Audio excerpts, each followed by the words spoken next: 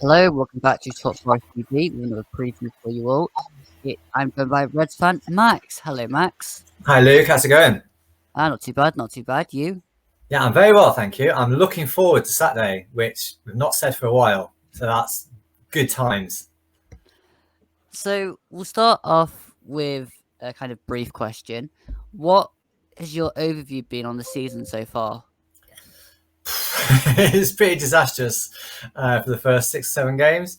I was, yeah, you know what? It was. I persuaded my little boy to come to watch football again, and he's 12 now, and I managed to get him. I got him a season ticket ahead of the Crankers season, and although we'd win games, the football was just it's not exciting for a kid. He didn't get that excitement going. Everything leading up to the game, he enjoyed going to the pub, enjoyed getting some chips, enjoyed the banter, seeing the players come out.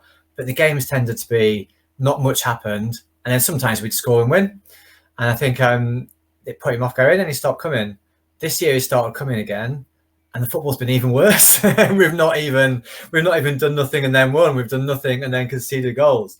So yeah, it's almost like a bit of a barometer for me of how the season's going, and the season hadn't been going attractive football, hadn't been going exciting football, which is what we want, hadn't been going winning football, and it felt like everything was flat. It felt like we were certainties for relegation, even like 5 or 6 games into the season. So I was quite, already not looking forward to Forest games at home.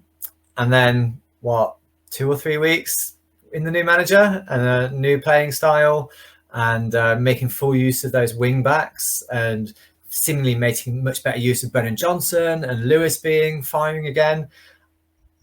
I've got optimism. We're 7 points off the playoffs. That's what we're looking at now. So I think the season started 3 weeks ago for us.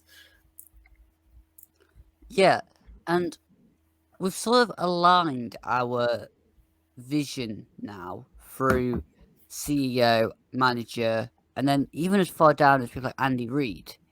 You've got a consistent philosophy going through the club now where it's all about energy and intensity and going forward, but you're aware that you're probably going to have to do a bit of defending as well, which comes with being a bit more forward thinking. Yeah. But at the same time, did you get to see Steve Cooper's fans forum? I've seen bits of it. Yeah, I've seen bits of it. He talks really well about his vision for the club and buying into the owner and to Dane, and then buying into him as well. And I think these days more than ever that's crucial, isn't it? And I think you read about a lot of the top clubs where it's the same playing style and the same philosophy, which I think is an overused word in football because it's football at the end of the day. It's a sport, isn't it? And I think somebody famous once said, it's a simple sport ruined by tactics, or something like that. And but I think it's true. There is a way of playing. There is a Forest way, isn't there? And I think lots of clubs all claim to have a way, but there's definitely a Forest way. And I've seen Andy Reid talking about playing a certain way through the age groups, and I think we really saw it with England when Southgate took over.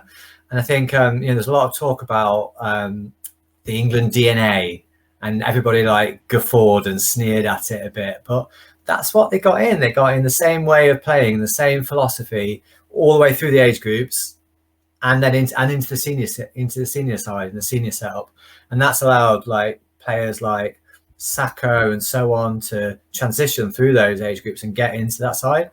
And I hope that's what we'll see more and more now at Forest, where we'll see those young players perhaps instead of going out on loan somewhere for a season, coming into the first team because they can slot in and they understand it's not just a completely different way of playing football. So yeah, I think it's a good thing. And I think I like the fact that I think getting Dane in felt like a real step change, because it it felt like real haphazard transfer policy, didn't it? And player recruitment policy. So I think any sort of clear, defined policy and what we're going after was a good thing. But I was a bit worried that Barnsley got there by, he's at Barnsley obviously, and they had success by playing quite direct, quite Route One football, and I'm hearing grumblings from West Brom fans about the style of football that they play at the moment with the manager that Dane got in, who's now, I can't remember his name, but he's now at West Brom. Ismail, yeah. So I was a bit concerned that we might go down that route. We might go down a less defensive but really direct route. But everything I've seen so far seems to suggest that that's not the way we want to play. That's not the way the owner wants to go, the manager, nor Dane. And we seem to be hearing more and more, not the players either. We're hearing the players not exactly criticising the way we played football under the old manager, but saying how nice and refreshing it is to play this football, and sort of criticism by putting that there, isn't it? And it really stands out against the way we were playing. And what we've seen so far under Cooper sort of belies the suggestion that we could only play one way with that set of players, which I think is really interesting. And I'm not one to like bag out a manager. I think Houghton probably kept us up last season, but it wasn't working, was it? And it's not the way we want to see football played. So like I say, looking forward to Saturday. Yeah, the issue with Houghton keeping us up was he had 40 games to keep us up. Yes, this is true. And it struck me as that was all Houghton was particularly bothered about, was keeping us in the division, and there was no ambition to go any further higher.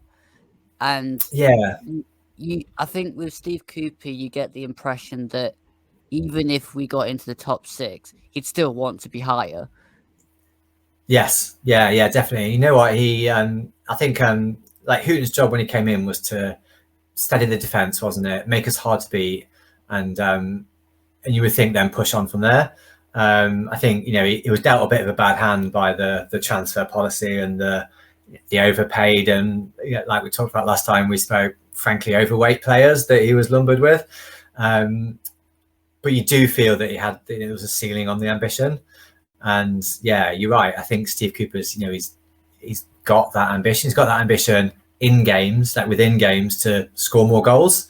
And if we scored 3 goals in 3 consecutive away games, which is unheard of. Probably going back to, I don't know how far you go back to get that sort of free scoring, away from home. You know what? He reminds me of, and I mean this in the best possible way, all the best bits of Billy Davies, without all the rubbish and all the paranoia and all the rest of it. His first spell. Yes, his first spell. Yeah, definitely. Where we'd have but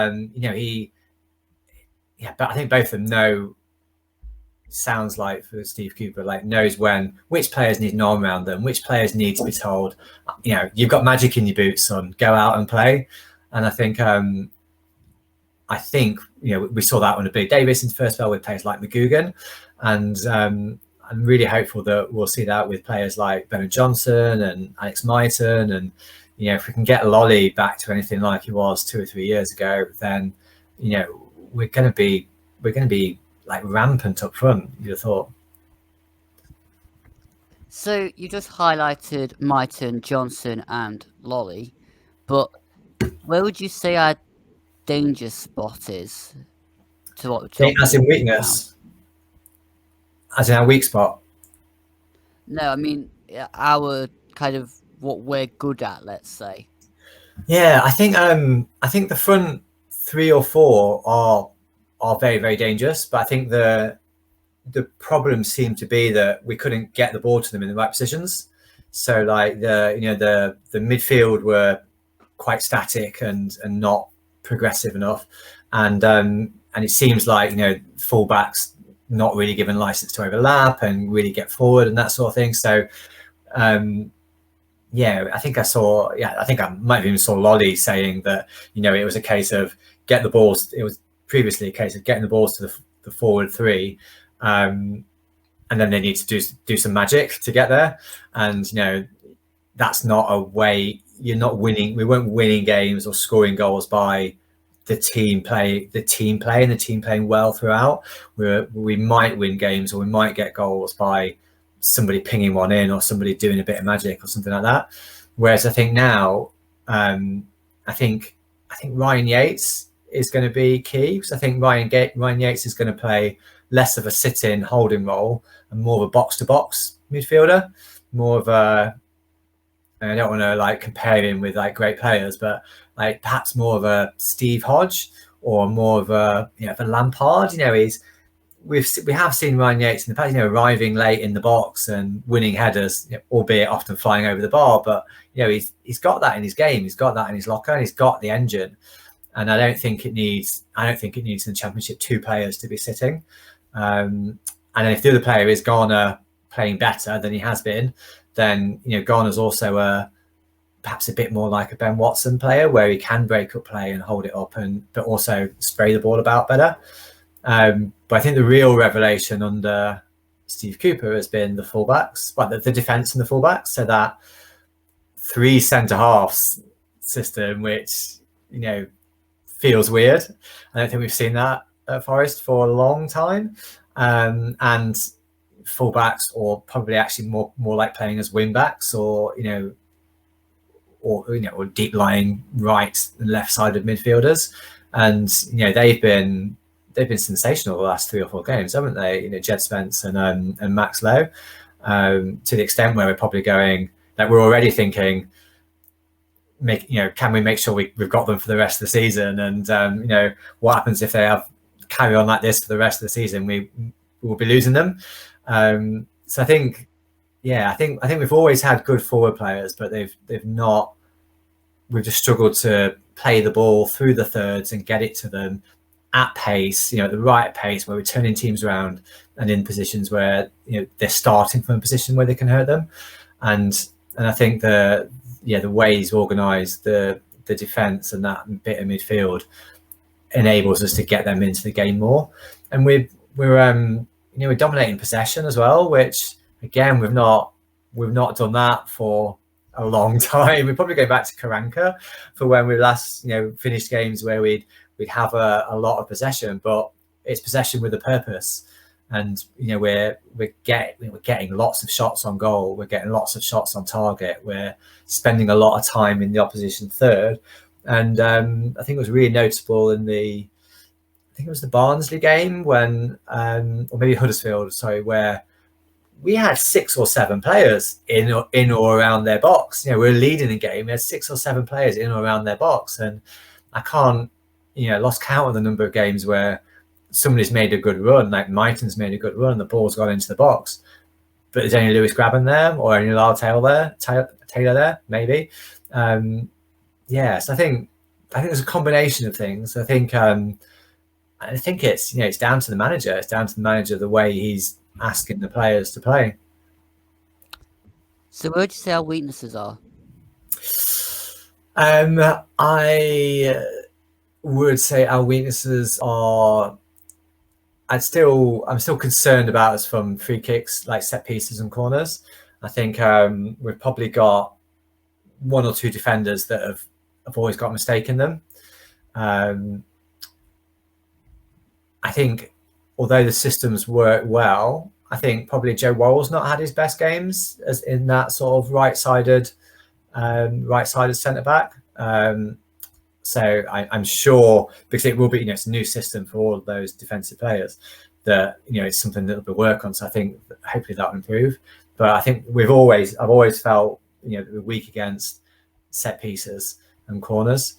I'd been a bit down on the goalkeeper in the first half of this start of the season, but he played a blinder the last few games, and especially the last game against Birmingham, where he pulled off a lot of saves. I think sometimes we seem a little bit not streetwise, and I think we see it when, so we sit lower Trent end, so we're like just to the right behind the goal, and every time there's a corner to the opposition, they've got players standing on Brice Samba front and back like this, and forcing him behind the goal line, basically taking him out of the game. And I think that feels like something like, it's like I say, it feels like we're not streetwise to that. And I don't know if that means if the solution is don't put players on the posts, because, and then I was reading the other day about why teams don't put players on the posts for corners, and one of the reasons, if you put players on the post, you play everybody onside, and players can go and stand on your goalkeeper and block them and take them out of the game. And of course, you've lost 2 players for marking players as well. And so if you haven't got, I wonder if that's something that we might try, because it's concerning that Brice gets blocked out of the game, and then the opposition win headers like on the 6-yard box and seem to get like 3 headers in, or good headers in. So that'd be, I guess, with the free flowing football that we're trying to play, does leave us a bit open to counter attack. But I think that's probably the price. The Birmingham game could have been 6-6, couldn't it? And I think that's a bit of the price you pay. That's a bit of the yin and the yang that you get with that. But I'd rather win 6-5 than 5-0 draws or 0-1 defeats. But ask me that when we've conceded 30 goals and only won half the games, I might change my mind. So, just switching our attention to Blackpool for a second, who would you pinpoint as players that could cause us problems? I think always an ex-player is always one to watch out for. And I forget, Jordan Gabriel, isn't it? He's there as the fullback. So I liked him. I thought he was a good player, and I was a bit surprised that we seemed really keen to offload him, to be honest. I think, to be honest, I don't know a great deal about the Blackpool side, and I think the manager will do his homework on the side, but also I think, as he said in the fans forum, there's things to look at about how other sides play. And for Birmingham, it was set pieces, but what he wants to focus on is how we play and what we can do and how we hurt the opposition. So I think that's really refreshing, because I think even under Sabri, when we were doing well, we were doing things and changing the team and changing the setup to worry. It felt like sometimes too much about the opposition. And I think if we stamp our authority on games and try and stamp our authority on games and make them worry about us more, then I think we're halfway there. All right, last question, Max. Score prediction. Now, I don't know if you remember, last time I predicted a 3-0 win for us, and I think we won 3-1, and that was at a time when we weren't scoring any goals. So Blackpool, I think what I do about Blackpool is I think they like to go forward, and I think they can be attacking and adventurous. And I think the key bit of the game is going to be the first 20 minutes and how we can put our mark on the game. So the only home game we've had under Steve Cooper was the Millwall game, and I think we started really well, but then couldn't turn that into goals. I think if we can do that and turn it into an advantage, I think we'll really kick on and we'll really fly. So I am going to say we're going to win 3-0. Nice. I think again. Yeah, absolutely. And we're going to be 5 points off the playoffs, but at the end of the day. Okay. For anybody that didn't see my prediction on Lee Charles's video, I've gone for a 3-2 win. Okay. Goals. Yeah. And total utter carnage. Yeah, absolutely. Because I would love a game with utter carnage compared to the stuff I've seen at the start of the season. So my predictions for the rest of the season are probably just going to be as wild as humanly possible. And you know what? I think after the 18 months that we've had, I think that's what we need. We need to feel that like exhilaration through our bones of just like a bit of harem scarum football. I mean, that we win obviously, but I think we need that, and I think everybody needs that. All right. Thank you, Max, for coming on. I appreciate it. No worries. Pleasure. And until next time on Talk Forest TV, goodbye.